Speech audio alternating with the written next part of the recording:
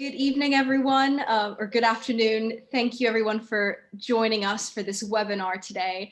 It's a pleasure to welcome you all to our second ECAN event.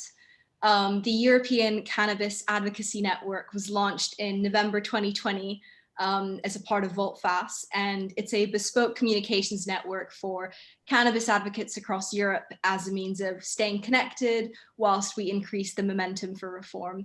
And ECAN has members from all over Europe with representatives from a number of countries, some of which include the UK, France, Germany, Spain, Austria, Netherlands, Ireland, Sweden, Finland, Malta, Portugal, and the Czech Republic. So we've got a really nice variety of members already. And in line with ECAN's values as a communications network, one of the things that ECAN kind of is trying to do is to hold regular events as a means of discussing the state of reform across Europe, but also discussing kind of creative ways that we can approach reform, which is exactly what today's event is going to be focused on. So today's event's focused on the presented aesthetics of the cannabis industry. And our speakers today will be discussing how approaching cannabis in this new way can be a means of fostering positive reform. Because we're definitely continuing to see a growing acceptance of cannabis as a way of embracing its multiple uses, and cannabis is becoming seen as much more than just an illicit substance. But as these mainstream attitudes change, the way in which we approach the design of products also needs to change. And as I'm sure our speakers will go on to talk to you later on this evening, is that the cannabis industry has previously kind of gone wrong in the way that we've approached design. So as we see this kind of rebranding of cannabis as a product, the industry opens up to a much larger consumer market and begins to shift the tides for advocacy in the space too. But as we see these attitudes towards cannabis change, our approach towards design is an important element in this space as a front-facing image, and this also needs to be reformed. So our speakers today will be discussing the importance of communicating reliable and trustworthy information about cannabis through design. So today's structure, or the structure of today's event, will run in a joint presentation from our speakers, Halaku and Marwan. And after this, after the presentation, we'll open up the floor to questions from the audience before we move on to some closing remarks. So throughout the presentation, as our speakers are presenting, feel free to pop any questions that you have in the Q&A box. And then once the presentation's over, we'll try and answer as many as we can before we kind of close the event. So without further ado, I'll introduce the speakers now. So we've got two speakers with me tonight, Halaku Wiles and Marwan Elgamal, and both of them will be taking a slightly different approach to tonight's topic, but both have extensive experience in design and the cannabis industry. Halaku Wiles is a 2020 University of the Arts graduate, the University of the Arts London graduate, and is a multidisciplinary freelance graphic designer that's specializing in cannabis industry design solutions, and his work centered around the semiotic, aesthetic, visual languages used to communicate information within what is still an unfulfilled yet very promising global cannabis market. And the impetus for his work is to systemically break the myriad of misinformation that still needs to be disseminated amongst the general populace and in order to create more opportunities for those that can truly benefit. And Marwan Elgamal is a known activist and industry professional, specializing as a creative director and brand specialist in the cannabis industry. And he's recently featured on one of the 10 most influential people in medical cannabis today, and has completed projects with some of Europe's biggest household names while fighting for cannabis reform. And as a brand specialist, Marwan creates his projects from a keen position to understand the deep-rooted cannabis culture and rewriting old stigma through creating digital media. So yeah, so now without further ado, I will hand over to Halaku and Marwan to present and discuss how cannabis can be recontextualized through design. Hello, hopefully everyone can hear me. So my name is Halaku, and I've got an extensive creative background. I've worked in many different fields. I was a writer, music writer. I taught music, I mentored poetry. had a professional career as a art teacher for just under 5 years. And I left that trajectory to enter university as a mature student with the sole purpose of actually becoming a graphic designer specializing in the cannabis industry, as I can see that there is a big market for that, you know. And also, yeah, like the reason why this talk came up is after attending a few of the ECAN discussions, I mentioned to Katya that, you know, this is a conversation that doesn't seem to be had. And I've had this conversation before with Marwan, and it only made sense that we make it happen today.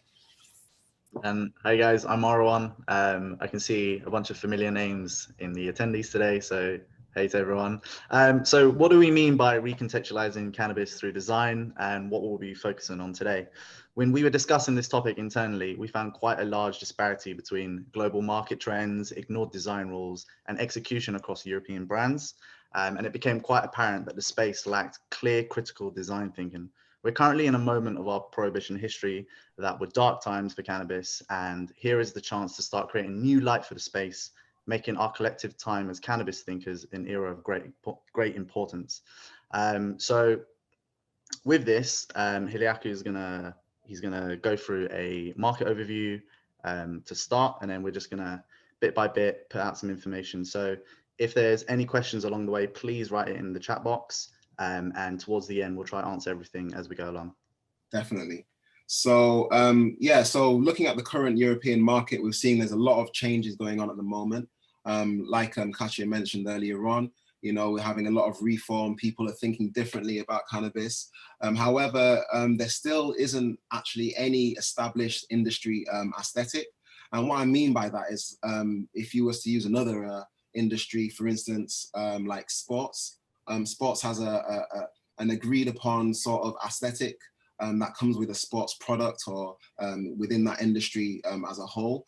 Similarly with food, and you know, comparatively as well, and quite, you know, significantly within like a pharmaceuticals industry, there is an agreed aesthetic. And what we come to know about this is that this is not haphazard. This is something that is by design, and it's done on purpose. And I think that's what we need to be looking at as we move into this cannabis industry within Europe. So there's been two things that I would highlight, one not overriding the other. And that is, first of all, we've got to change the way that current consumers actually understand cannabis, because there's still a lot of misconceptions, misunderstandings, misnomers, in regards to the science behind cannabis and other aspects that need to be tackled. And the other thing is changing the way that potential consumers feel about cannabis. I would say that, you know, people who are most open to benefiting the most from cannabis is probably people between the ages of, let's say, 25 to 35, and beyond that. And right now, I would say that those who are not consuming it are probably still not that interested in consuming it even now, because of the way that the cannabis is being presented to them.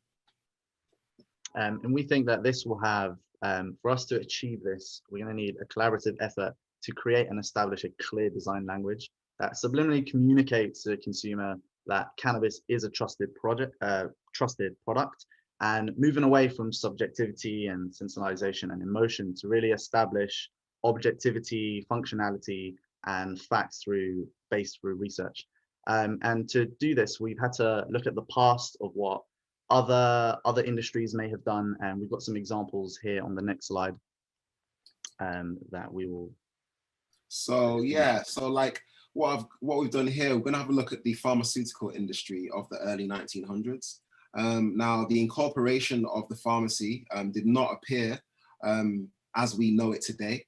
As a matter of fact, ironically, it's kind of in its early stages, big pharma was kind of seen like the cannabis industry is seen today, in regards to its like legitimacy and its risk. For instance, if you were to go to like a pharmacy of the past, you would have found that a lot of the compounds that were made available on the store shelves were still very much based in nature. some even actually containing cannabis. And they were like natural compounds. So these big pharma companies came in with their chemical compounds, and people didn't really, they didn't really warm to it that well. So they tried to use, in these early stages of the industry, they used a lot of different styles of promotion and branding. And with design now, looking in hindsight, there's a lot to be said in regards to like design psychology and design languages, and understanding that different types of fonts, for instance, have different types of psychological effects on the user. So the visual language that's been used in previous years was very like, old worldy, very emotive approach to graphic communication. And the design challenges faced at the very start of Farmer's introduction was one of it to try win the public's opinion. They wanted to make trustworthy products to purchase, and to enter any new market without anybody knowing anything about it. You need to be able to create trust. And at the very beginning of any industry, there's always that barrier to entry. And these were clear challenges that is no different to today's climate in the cannabis industry. And both taking incredible steps towards educating people on just how safe and okay these products are. Even an example of Coca-Cola, when they first started, their design challenges through public perception of just conveying what was a black fizzy sugary drink is its own design challenge that they had to overcome. For sure. So where we're going to draw a lot of these examples from is from Switzerland, and looking at the Swiss economy and design culture. Their economy is known to be very strong. We know about Swiss made. We know about the Swiss being in this particular position, and it's not something that happened just by chance. Not only their geographical positioning was significant, but they actually played during the First World War and the Second World War. They were actually, they played a neutral position. And what this neutral role that Switzerland played in both world wars proved that it was really pivotal in shaping an exclusively omnipresent design culture in the country. Now, when the Second World War had actually ended, the Swiss had survived with a functioning and healthy economy. And they were really ready to like re-enter into the international market with one foot forward. Nazi Germany's like expulsion of artists that they deemed incompatible with the regime often found safety in Switzerland. And of many of these artists, one of the most notable is a man by the name of Jan Schizold. And he was made exile, and he found exile in Switzerland. Now it's written by a famous designer called Richard Hollis. He reports that the Gestapo wrote, for the protection of the German people, all copies of books were to be confiscated in its general design and its exclusive use of lowercase letters and type of illustration. Photo eye exhibits a subversive tendency incompatible with the aspirations of the nationalist social state. Now, Jan Schizold is known as, is being accredited as the father of what we now know as Swiss style or international style.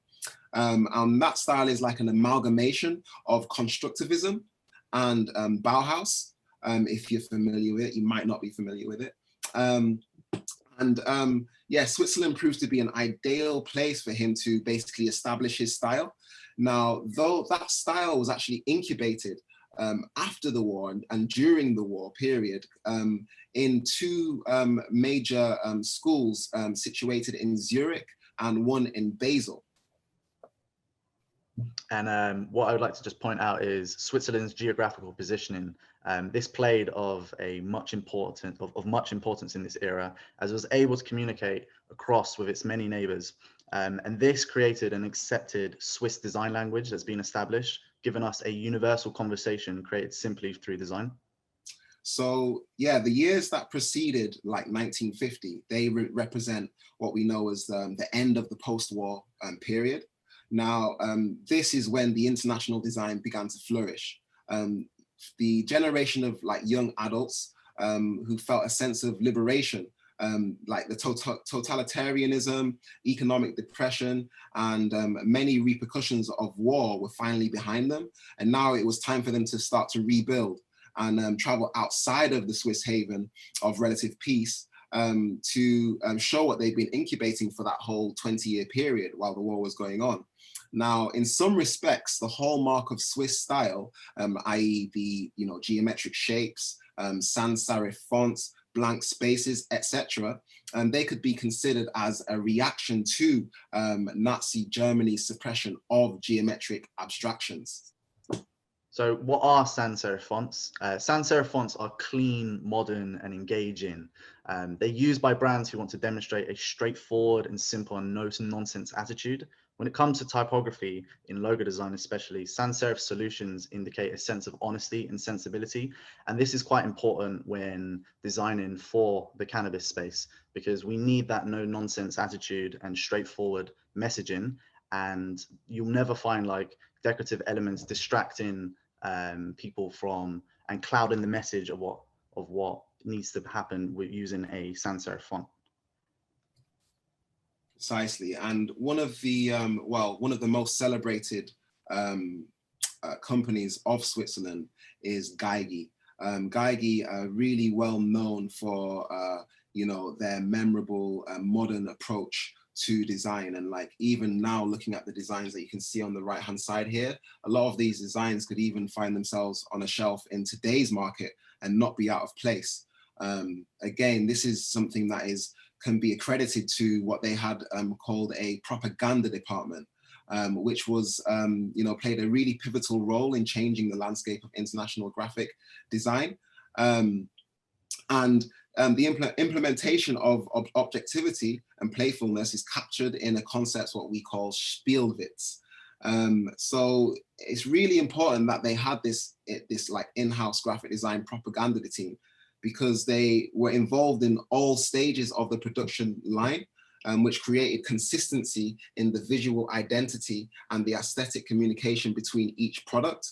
The visual language of Geigy, which was essentially a unique formulation of nationalistic approach to visual communication, is beautifully demonstrated in the way that each of their products actually appeared. So as we move on to the next slide, oops, just had a little bit of an accident there, bear with me. Okay, so yeah, so Swiss designers, as this was being developed, the Swiss designers actually started to perfect their graphic layouts and that were being produced by their influencers. And what happened was they began to become really increasingly insubordinate to any form of perceived subjectivity within graphic design.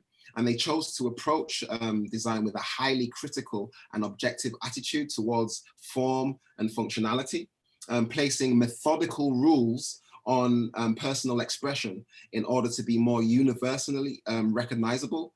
So though some of their designs, though their designs were objectively presented, they still managed to retain a quaint sense of humanity. This spiritual element is encapsulated in that concept called Spielwitz. Spielwitz roughly translates as play joke, though its true meaning is known best to be observed in practice. Spielwitz is a complex concept of playfulness manifest through intelligent expression of the individual whilst remaining within preordained codes of conduct. And examples of these past graphical elements translating into physical products, they're here to communicate clearly to the user of its intention, along with vivid uses of colors, strong graphical images to make it appealing just to pick up. And design isn't just something visual, it's also something you can physically feel as well. And in the simplicity of design can come in the form of packaging of how a product is laying inside.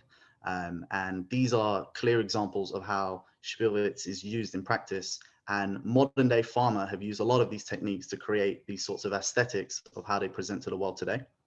So this has been observed already as well by a Dr. Stuart Medley, actually identifies the apparent neutrality of the current pharmaceutical industry aesthetic and its Swiss international design roots.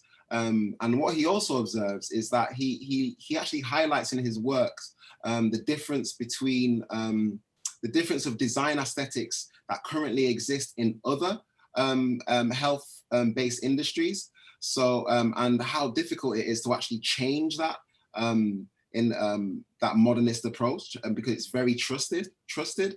So, like for instance, if you were to be presented a pharmaceutical product today in a more subjective manner, where maybe it was had, you know, lots of illustrations all over it and lots of unnecessary wording, it's highly likely you wouldn't trust that, because of the foundation that was laid by the Swiss international designers. This is a great opportunity to highlight the persuasive nature and objective design, especially through the psychological effect of style. But cannabis is so much more. Cannabis comes in multiple different industries currently at the moment, and it seems like our slides are just lagging behind. Bear with us. Yeah, bear with me. It's had a little bit of a problem there. Here we go. Yeah, cannabis is so much more. Right now, the industry kind of splits into kind of 4 different areas, with more kind of coming up. So we've got a pharmaceutical, we've got a medical cannabis, a holistic and wellness, and an adult use sector. There are other industrial sectors coming up, and hemp's going to be a big thing down in the future. But when designing for these markets, Spielwitz and Swiss design practices can be used across them, but they can't be all treated in the exact same way. So understanding what sector that you're currently designing for is very important. And here's some examples of Spielwitz being used in different sectors. So yeah, this is still harping back to yesteryear, i.e. The post-war period, and we can still see how they've managed to use this idea of Spielwitz within their works to express different playful elements in different industries. As we can see, we've got like one for the theatre, for ballet. We have a publication. We also have like road safety poster as well. And all of them are still using Swiss design elements, but still retaining their identity within whichever field that they're actually being presented. And this is something that I actually implemented in my final year's work at university, where I've created a brand which uses Swiss design elements for a cannabis brand. And the brand, I called it Mami. And what you can see here is how I've implemented Spielwitz is by, I've used it within the typeface that I created and designed. The way that I created the typeface was by using a technique called half toning. And half toning gives this element of mathematic precision, but also using Spielwitz, it's still got a slight playful element in the shapes of the actual letters themselves. And then that allowed me to be able to use that within each different products that I created. So I created a hemp textile garment. I also created a cannabis tea set, ceramic tea set, and I also created a educational publication. So looking at the tea set, I made it in a way that worked ergonomically, and it also communicated to the user intrinsically just by its very nature of being, rather than me putting all of these different things on it, like maybe, cannabis leaves or this and that, the actual shape of the product was used in 2 ways. One, you could hold the cups using these nodules on the side, but the nodules also provided a measuring system. So the bottom nodule is a low dose, the middle nodule is a medium dose, and the top nodule is a high dose. Also, the actual the teapot itself has no handle, and what this does, it allows again the user to just use their nature to actually work out how to use the product. And this is translated again using the same Swiss design elements in the promotional catalog that I also designed, which is, again, a lot less information and more visual prompts, a lot of functionality and objectivity in regards to the presentation of the works, simple use of colors, and simple use of photo imagery. I also created and designed a textile garment, which is a unisex textile garment. And again, I was trying to move away from the types of garments that you see being made from hemp textiles when you go online or you go to your local shop in your city, town center, or wherever it may be. I was trying to kind of give it a more of a modernist approach to the way that we look at cannabis products. And finally, I also made a publication which was to educate people on the profundity of the endocannabinoid system. It was something that when I discovered it myself, I was really shocked that I didn't know about it already, given the fact that it is the largest neurotransmitter system in the human body. I found it to be really incredible that none of us know about this, although it actually regulates every major organ in our body. And so from understanding all of this with what Swiss design practices are, we have some examples of companies we believe are already ahead of the curve in exhibiting how to do this. And here we have Sula on screen, which has been designed by the Pentagram Design Agency. They are the largest independent design agency in the world. So to recognize and see that they are also looking at Swiss design practices and Spielwitz in its form, it's really nice to see, because they are the leading design agency, and if they're already ahead of the curve, then you can see that it is working. They're also moving away from smoking, so how they've illustrated how to best do that, and it's a very strong example of the use of Swiss design practices. Another company that we've identified is a company that is actually Swiss-based. They're called Canna Swiss, and ironically, this time they actually outsourced again the designers. I think I might be actually slightly, I think it's Oregon where the design agency originates. But you can see again clearly the use of Swiss design elements in these products. And although it doesn't explicitly say that these products are for like medical use or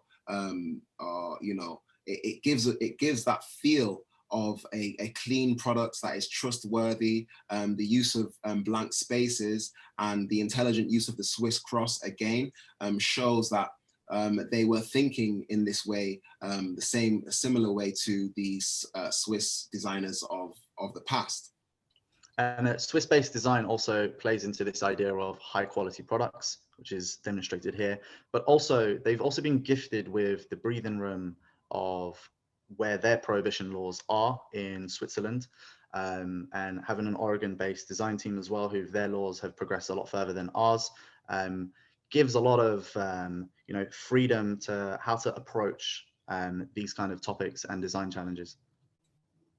So another company which kind of gives you a little bit more freedom in regards to this kind of Swiss approach, although they are still using a lot of these Swiss elements, is Recess, which is a New York-based company.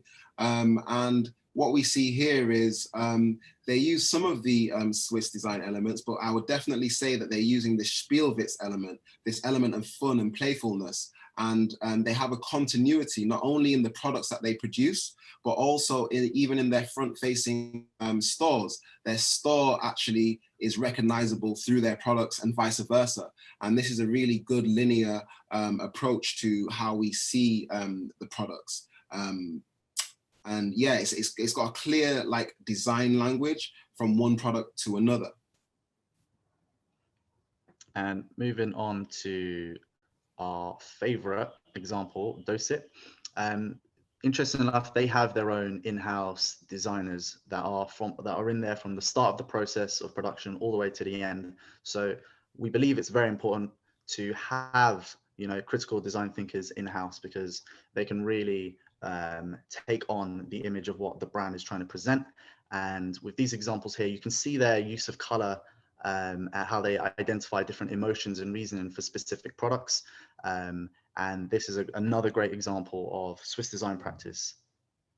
Yeah, for sure. And it's something that unfortunately, like, we can't say for a lot of products that we see on the market today. And here's the types of things that we're talking about. Like, there's a lack of consistency, a lot of use of like cliche concepts. And you can see as well that the use of typography has not been systematically positioned. I can tell that none of these companies have a style guide, for instance, something that is imperative for all companies to have, but must be developed by a professional designer in order for it to work. And you know, it creates a lot of issues here. And also, when executing in this kind of fashion, all you're really doing is alienating people with this poor use of design, and it looks like it's clearly rushed. Again, with the examples coming on the next slide, if you don't have that critical design thinking coming from in-house, you're just going to have just generic stereotypes being put out there in the market, and this is never going to help expand and create and you know, push our industry further. So having critical design thinkers in-house to really think about what brands are trying to achieve is of real importance. Also, just to touch on the next slide, here is another example of things that we definitely don't want. This industry needs like real official work created around the clock, and copyright is another topic for another time, but I just wanted to highlight the importance of just rethinking all these approaches that you might see in black markets, for example. We don't want to see these type of products being created, as ultimately it's just misleading the public with a double identity. I'm in favor with how we kind of normalize how we consume cannabis, but not in a way that creates a negative association, and this is apparent in criminal enterprises, and it just doesn't help. Another example of why time is important, if we move on to the next slide, exploring is part of the process, and the difference in time can allow your design thinking to evolve. And the examples above are just 3 different design sessions, rather than just having one, as previous examples we showed on other slides. Having one rush day before attempting to go to market is never a good idea. And when it comes to creative, you really are getting what you've invested your time into. And if you don't invest that time smartly, you're just going to have something that's rushed, and you always need more time to always evolve your ideas. And that is very important in your presentation. So what do we take away from today? So essentially, correcting decades of misinformation with contemporary science requires specialist attention. Swiss design practices can provide a perfect blueprint for establishing a functional and objective design culture for a burgeoning cannabis industry in Europe. We are very much in an evolutionary stage of a cannabis industry that will continue to manifest in varied forms. With the correct support from governments and cannabis companies, designers can actually dictate the outward appearance of the industry from the ground. The discovery of the endocannabinoid system implores us to develop an effective way of communicating the expansive healing nature of cannabis, along with its multitudinous other applications. And the landscape for cannabis in the next 10 to 20 years will depend on the blueprints that are created out today. The scope of design thinking must come from the place of dynamic application of preordained rules that create a linear projection of aesthetics in an industry that's yet to find its way. So our thoughts for the future: design is what bridges the relationship between products and consumers. So, like, essentially, you know, the front-facing aspect of any company is the products themselves, and those products are designed by us, the designers. So it's really important that, you know, you get that right, and you understand that relationship and don't make it an afterthought. And the other aspects I would say is, like, to creating an in-house graphic design department must be the aim of all cannabis companies.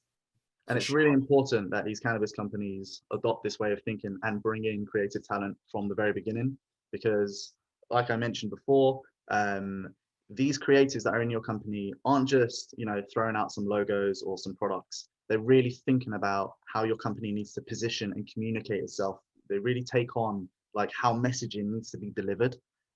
So working closely with a cannabis design specialist must become standard practice.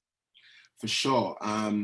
Like, you know, all designers for the most part are going to produce something that is going to look decent. However, within the cannabis space, it needs a little bit more specialist attention, as there's a lot of nuances within this industry. So, for instance, you know, getting someone from a regular design agency, you will get a good product. But getting someone who's familiar with the industry, then you're going to get a product that actually speaks to the consumer that you're trying to actually gain for your products. So making bold investments in design will to gain bold product outcomes is also really important. Yeah, it's very important. We're seeing a lot of startups and companies, you know, not really understanding that they have to invest in that side of their business. It's very important to make those investments. Otherwise, you're just going to create generic stuff. You really need to make those bold investments. Otherwise, you'll never have a bold output, really. But that's what we've had time for today. We want to thank you all for listening to us. And we're going to throw it back to Katya, who may have some questions from the audience that we will try to answer as many as we can in the time that we have left. So I hope it was super informative for you guys. Awesome. Thanks, guys. Yeah, like amazing presentation. I really want to thank you both for this presentation. I think it's been really eye-opening, and you've both given some really interesting and creative insights to how the cannabis industry needs to change. And I think it just goes to show just how interdisciplinary this field is. And I really enjoy these kinds of discussions, as I feel like it just demonstrates that the cannabis reform debate is it's a part of a much wider sphere. And I think it's always important to bring in these different voices and angles to the discussion. And with that said, I know I've got a couple of questions. If the audience has got any questions, do feel free to post them either in the chat or the Q&A, and we can, yeah, I'll ask a bunch of them to both of our speakers. But I guess my first question would be, it's quite broad, and I know you guys have kind of touched on this throughout your whole presentation, but how do you think this kind of rebranding of cannabis helps reform? So not just kind of the industry space, but also the advocacy space. So yeah, like how do you think that advocacy fits into all of this and reform in terms of kind of how adopting better design principles can further help advance cannabis reform? Well, design is presentation at the end of it. So when talking about advocacy projects or anything else relating to cannabis, design is what we see. And if you don't take that seriously, then other people just won't take whatever work that you are trying to do seriously. It's just as simple as that. If you package everything in a way that just makes sense for people to receive that information, then you're communicating effectively. And if you don't communicate that effectively, then all message is lost from the very beginning. Yeah, for sure. And just to add to that as well, I would say that it's really important, like we mentioned in one of the first slides, that there's a kind of linearity or a linear, you know, communication between the products, like you have in other industries. You know, if I was to present to you a sports product as if it was a pharmaceutical product, then you probably would not really think that it's going to be the best sports products on the market, because it doesn't follow certain design languages that you expect. And I think at the moment where we are is that the cannabis industry just doesn't even have its own language at all. And I think that's due to the fact that most of these, the companies or the governments or the advocacy, you know, organizations, they think on an individual basis, and they're not thinking on a broader scope. So, so we're kind of like, it's like the Wild West at the moment, you know, everyone's just kind of like free for all, they're doing whatever they want to do. And it's reflective in the fact that the industry has not taken the, is not had the projection that we've all hoped and expected in the last few years. And I think it's heavily influenced by these design elements. You guys have put it really well. Like, my next question was going to be around like the lack of consistency, but you guys just like answered that off the bat from that. I think, yeah, that's so true, that everyone's kind of doing stuff their own way and not coming together, and having that clear, consistent messaging is like exactly what we need. I've got a couple of questions from the audience. Do you perceive a spread of individual cultural links, which I perceive to be happening already with lots of green, etc. Whereas like the Swiss feel is kind of modern and professional. So I guess, yeah, maybe like touching on why there's those differences and why we perhaps need to move towards that kind of Swiss professional field in the cannabis space. Yeah, I definitely like to say this, is that with cannabis having such a stigma attached to it from the Harry Anslinger days, and his initiation to this kind of like negative, having this really negative impact on cannabis, and creating a lot of misinformation and essentially just lies about what cannabis does and the effect it has. And then you've got kind of these cliche images of, the greens and the cannabis leaves and the Rastafarians dancing, and it's everything's not serious, when actually, the endocannabinoid system, like I mentioned in the end, is something that is very real. And the fact that, even our GPs don't know about this, and it's the largest neurotransmitter in the human body, in the body of any mammal, it's kind of outrageous. So I think that we have to start taking the way that we approach cannabis from an aesthetic perspective a lot more seriously. And that can happen before you even read the information. If I presented to you something with, flowers and a dancing woman and, just like old party, and I was like, oh yeah, this is going to save your life, you probably wouldn't take it seriously. But if I presented it to you like a pharmaceutical industry product may be presented, not saying that is the actual solution, but I'm saying that it shows that there is a relationship between the aesthetics of something from a visual perspective and the information that's also inside of that product as well. So also to touch on that, there is also, there isn't one set rule of how to kind of do things.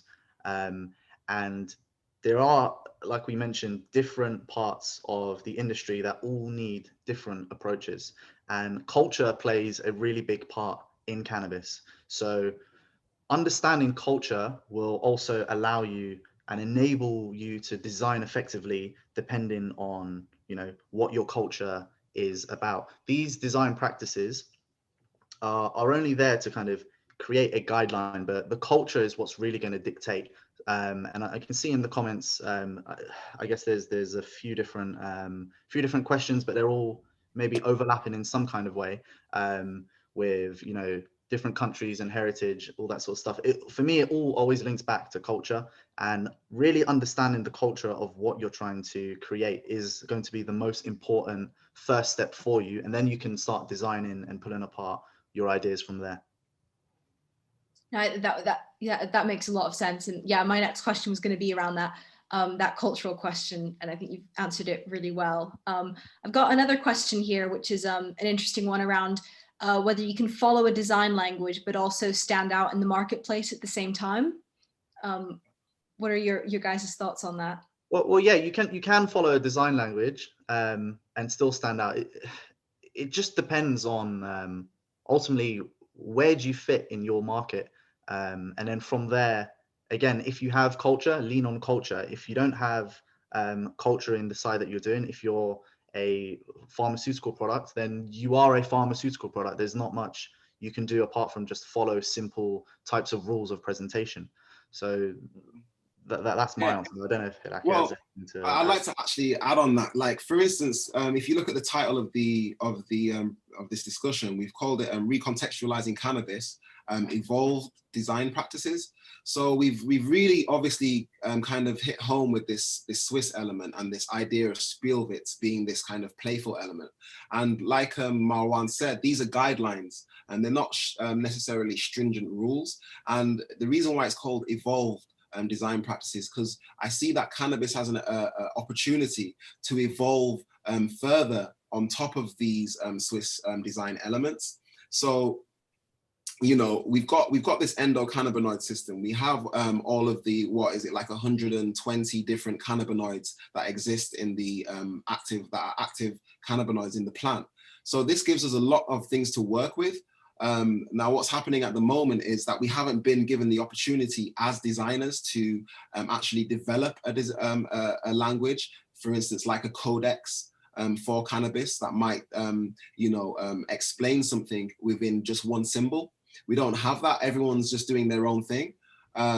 So it's like, I think that cannabis by its nature is always going to stand out because it is, it's not the only plant that has this this effect on our body, but it's the strongest one in regards to the amount of cannabinoids that you can get from this plant and how it affects our endocannabinoid system.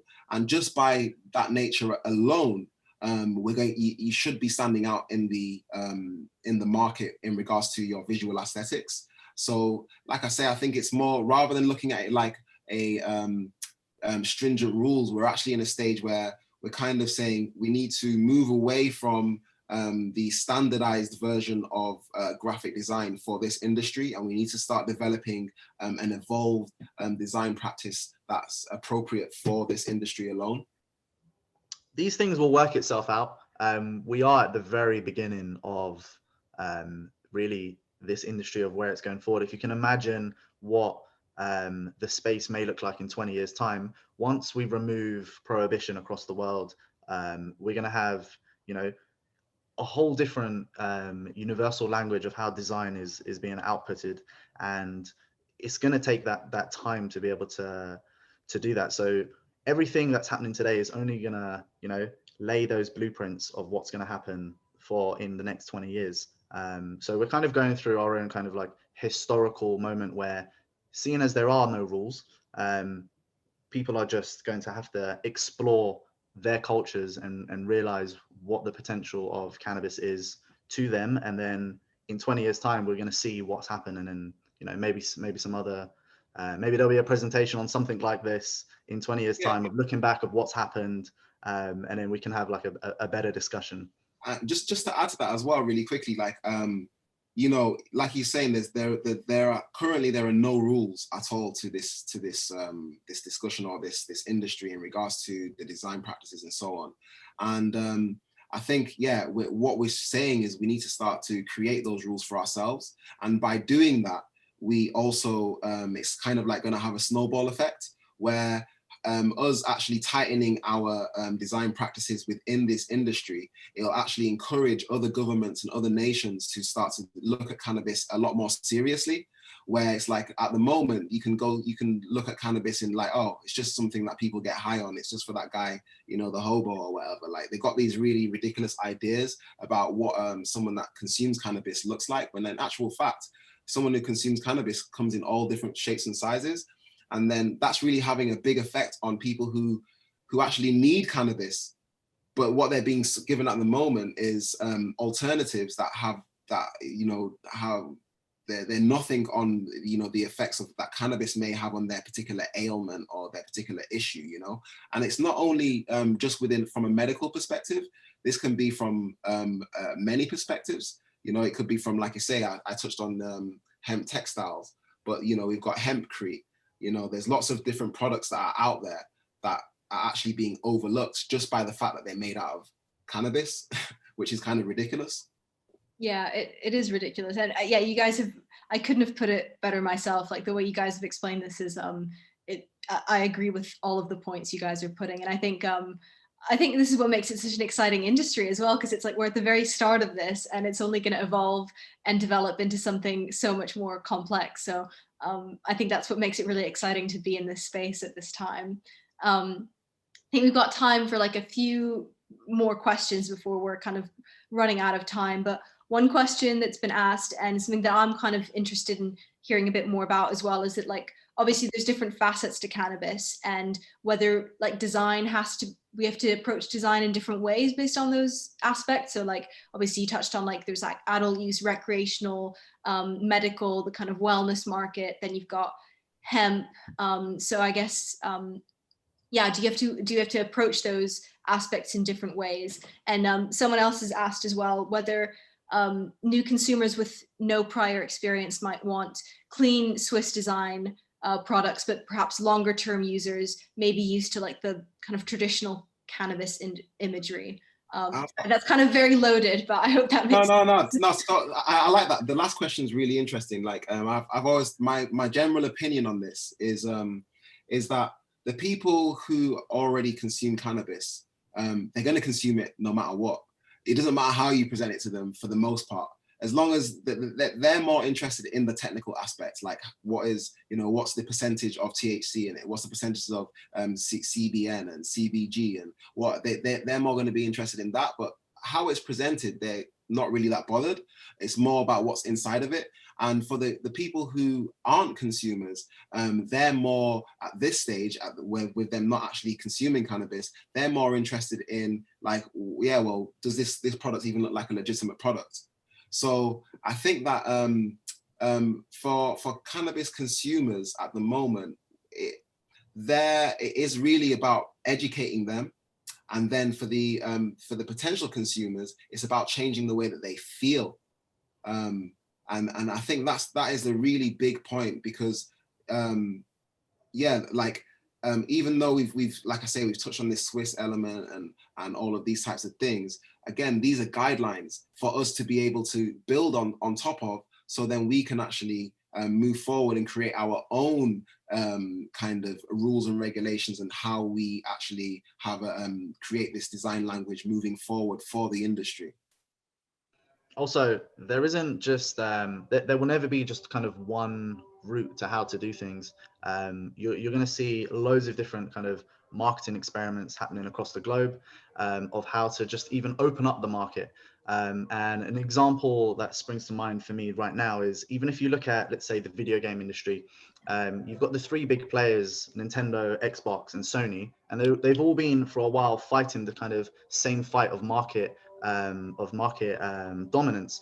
But at one point, Nintendo decided to release a Nintendo Wii, which I don't know if some of you are familiar with or not, but they designed it based around what looks and feels like a TV remote control.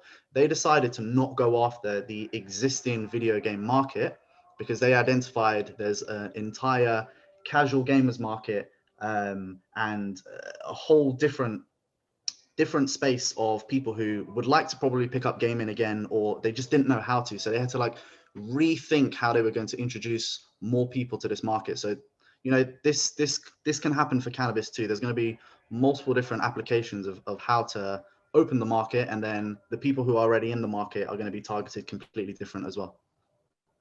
Yeah, for sure. Yeah, and I think that makes a lot of sense. And yeah, there's gonna be so many ways that we can approach this. Before I move on to kind of my last closing question, I did notice that there's just a very specific question for you, Halaku, about your book about the endocannabinoid system, and where people can find it if they'd like to access it. Well, at the moment, it's not. I haven't actually put it out yet, but I am planning to make it accessible. Yeah, it was a project essentially to kind of prove this point, really, like to show that, you know, there's ways in which we can approach this, and that is not like the things that are out there at the moment. They're not visually appealing. So I've got this book, and yeah, you know, that's a big kick up the booty, basically, to say let's get it done, because yeah, I plan on getting that out. So, you know, hit me up on my email, and I can make it available to you for sure. Okay, awesome. Yeah, I just wanted to flag that, because I was like, that's super relevant to you. Now, I've just got one final question for you guys. I think this is a nice way to kind of wrap up the evening too. And yeah, I'm not sure if I'm going to ask this like in the correct way, because it's just an idea I kind of had while listening to you guys. But I really liked how you guys touched on objectivity and functionality as like really important aspects to design in cannabis. And obviously like morality is a really key aspect to the drug policy debate and to the war on drugs. Like the war on drugs is like based on this good versus bad phenomenon. And obviously drug policy in general, people don't tend to sit idly by. Like people tend to have really strong emotions and opinions, both good and bad, around cannabis and drugs in general. So I guess my question is like, how do you think this transfers to design? And obviously you guys spoke about how it's really problematic that design previous design has kind of elicited emotions. And it's important to create that objective response. So yeah, I guess how do you think design will help the drug policy reform discussion, kind of advancing cannabis forward? I feel like this, the word propaganda should be used, because cannabis has had like the most successful anti-PR I've ever seen for the longest time, where they've literally dictated how terrible cannabis is to people and really scaring people of how to do it. And I think we need to figure out how to communicate some good propaganda to completely like rewrite some of these terrible myths that have been created for cannabis. So yeah, everybody who's just kind of thinking about this topic, they're already kind of themselves like, you know, re-educating people they come across for cannabis. And I guess more designers and more thinkers, more creatives, everybody just needs to, you know, continue rewriting all the old stigmas that have been created in whatever form. So regardless if it's design or just a Facebook post, just more people just have to keep talking about it and just never stop talking about it. Kind of almost be like a vegan and just, hey, I'm a vegan, and just do the same for cannabis. I like that. I think my position on this is, again, I now keep talking about the endocannabinoid system, but it is like absolutely profound. And, you know, it's the most important neurotransmitter system and the largest in any mammal and in the human body. And the fact that nobody even is aware of it is actually preposterous. It's literally like saying to someone, okay, I didn't know that I had a respiratory system, because it's that important to our existence. And the fact that there are cannabinoids, it only responds to cannabinoids, and cannabis has pre-exists the endocannabinoid system. And when you look at the history of cannabis and the history of humans, that anywhere humans settle, they find that there's cannabis is there.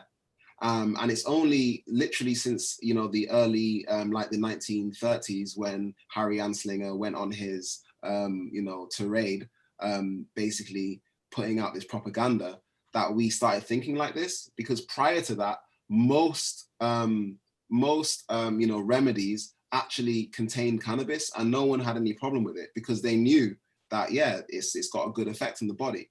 And it's totally outrageous that someone would argue the dangers of cannabis that's never killed one human being ever, but they'll happily go and drink themselves blind drunk, and people die from drinking alcohol every day.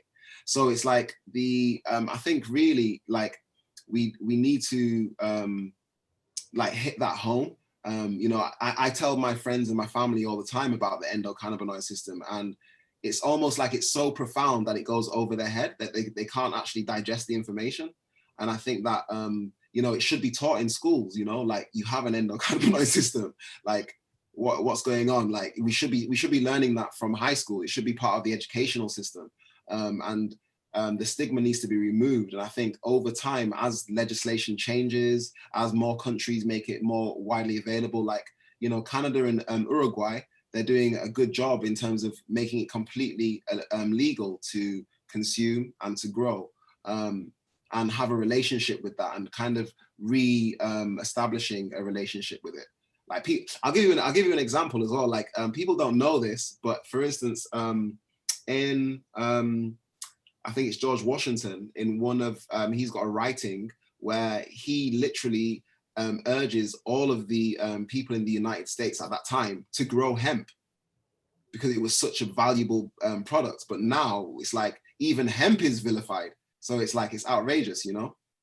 Yeah, it is outrageous. And yeah, exactly. Hemp is such a high value and profitable crop. It's just disgraceful that it's kind of been woven into this whole like morality debate with cannabis, which is just, yeah, it's very problematic. But yeah, I think I completely agree with what you guys have said, and I think you've put that really nicely. And I'm really glad that we're kind of having this discussion, and that design can be an aspect to which we kind of break down that moral barrier.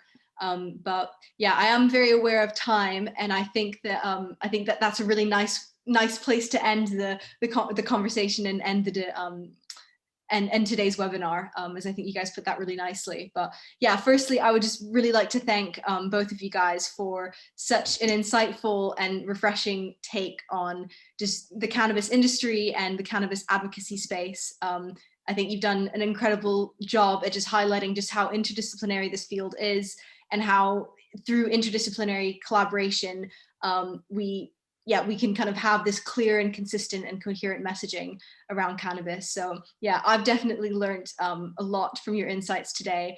Have given me a lot to think about in terms of kind of working in this space, and I'm sure the audience feels very similarly. And secondly, I just wanted to thank our audience for attending and for contributing to this discussion with all of your questions. The event is being recorded right now, and it will be posted on the VoltFast YouTube channel, and I'll be sure to like distribute a link so you can go back and watch it, or send it around. And yeah, ECAN will be looking to run similar webinar events in the future, so definitely keep your eyes peeled for announcements. And I've just popped my contact details in the chat if any of you would like to hear a bit more about ECAN or interested in joining, so do feel free to get in touch with me. But yeah, to put it short, I just want to thank everyone for attending, and I'm looking forward to seeing you all at similar events in the future. So yeah, everyone have a lovely rest of your Friday evening. Thank you very much. Bye guys. Yeah, bye-bye. Bye.